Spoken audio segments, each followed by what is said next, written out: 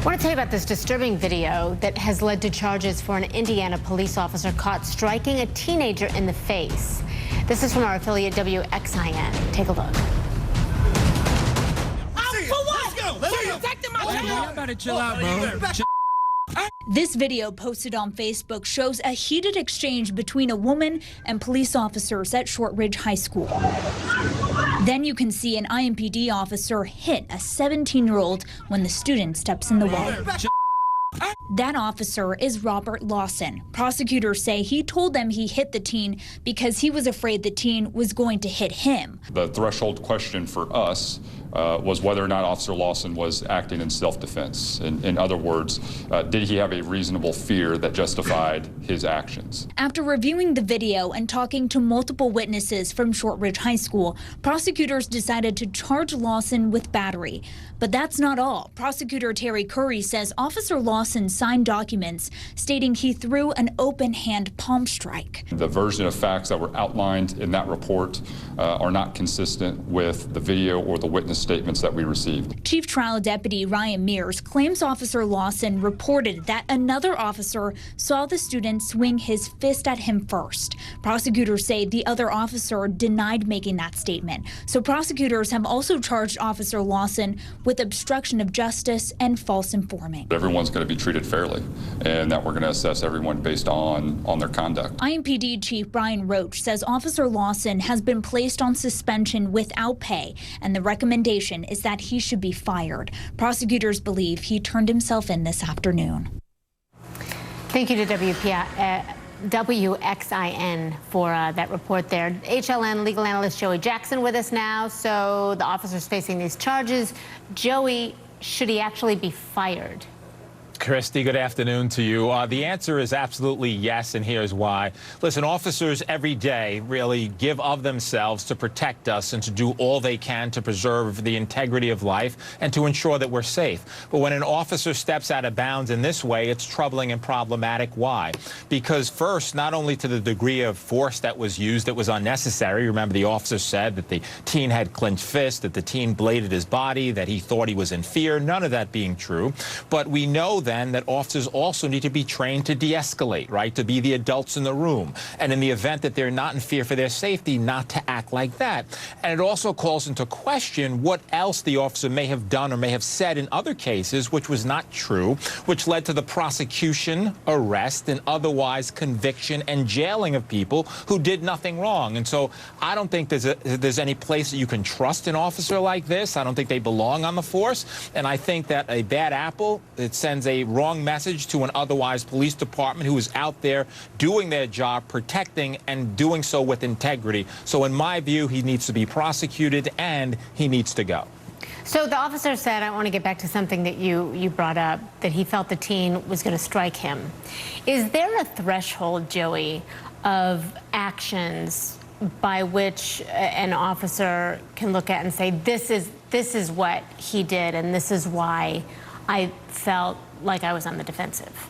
Yeah, you know, I think the question is a great one, and the answer is yes, right? And, of course, we understand that there are split-second decisions, and officers should be afforded the benefit of the doubt, and, right, the judgment, if there is a judgment that's even, should inure to their benefit and in their favor. But when it's gratuitous like this, when the teen did not blade his body, did not clench his fist, did not raise his arms, did not engage in a manner in which to attack an officer, it's clear.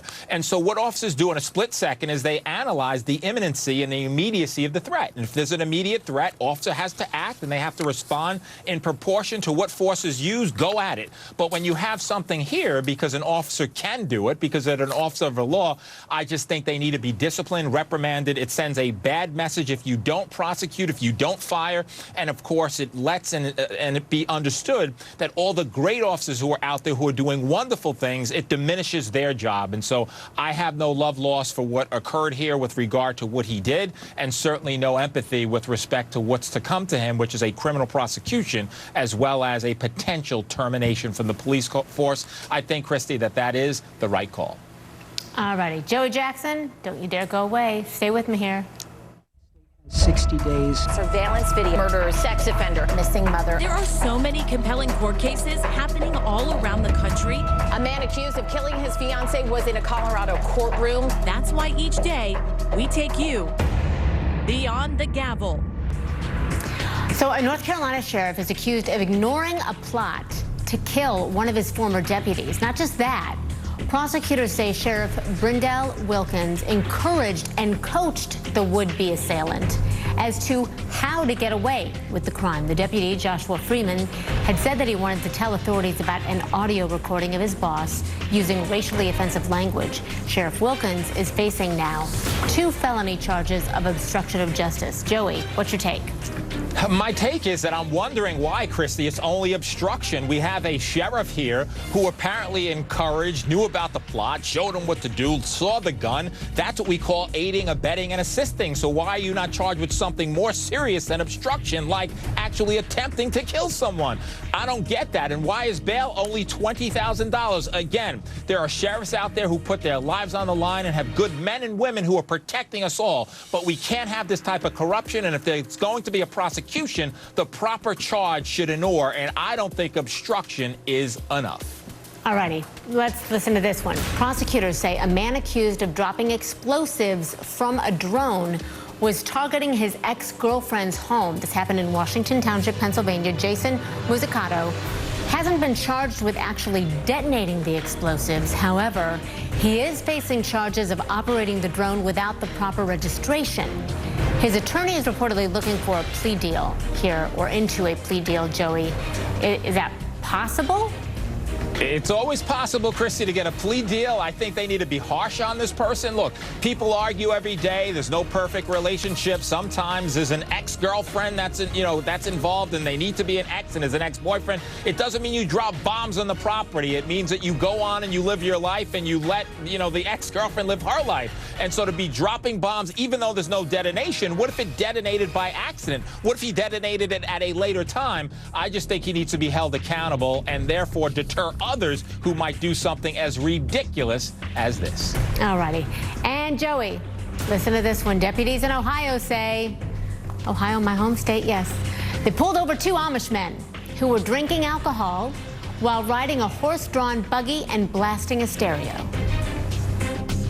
Now, unfortunately, they're not licensed, as far as the buggy goes, but it is a vehicle, it's on the roadway, and the OVI laws do apply. You're not allowed to drink and drive or operate a buggy. Now, reportedly, there was also a 12-pack of beer on top of the buggy. Deputies say the men took off running into the woods. When they tried to question them, the horse took off as well. That horse was tracked down a short time later, but they're still looking for those men. Joey, is this worth looking for those men?